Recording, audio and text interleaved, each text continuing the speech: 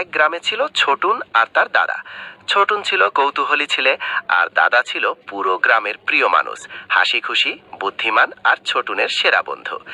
একদিন সকালবেলা ছোটুন দৌড়ে এসে বলল, আমাকে ঘোরাতে নিয়ে যাবে? মাথায় হাত বুলিয়ে বলল, চলো ঘুরতেই যাই।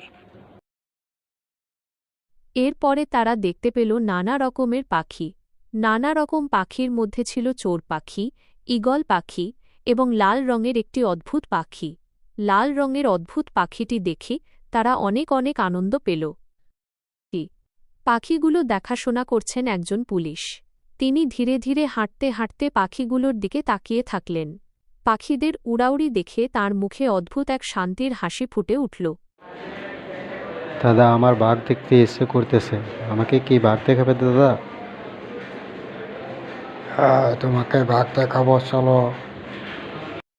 ছোটুন বলল, দাদা আমাকে বাঘ দেখাবে?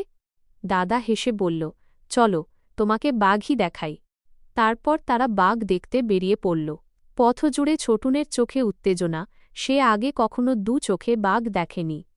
দাদা হাত ধরে সামনে এগোলে ছোটুনের মনে কেমন একটা রোমাঞ্চ কাজ করছিল।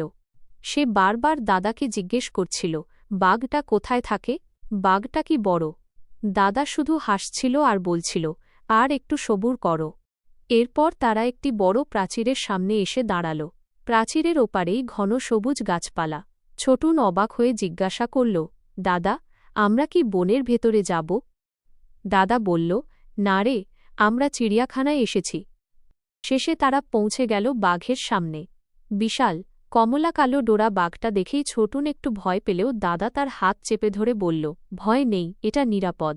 দেখছিস না, বাঘ আর আমাদের মাঝে একটা মজবুত জাল আছে। বাঘটা খাঁচার এক কোণে চুপ করে বসেছিল। তার ঘন লোমে সূর্যের আলো পড়তেই ডোরাগুলো যেন আরও উজ্জ্বল হয়ে উঠল। ছোটুন চোখ বড় বড় করে তাকিয়ে বলল, দাদা, বাঘটা সত্যিই দারুণ। কি সুন্দর তার ডোরাকাটা শরীর, মনে হচ্ছে যেন তুলি দিয়ে আঁকা। দাদা, ঘোড়ায় চড়বো, ঘোড়ায় চড়বো।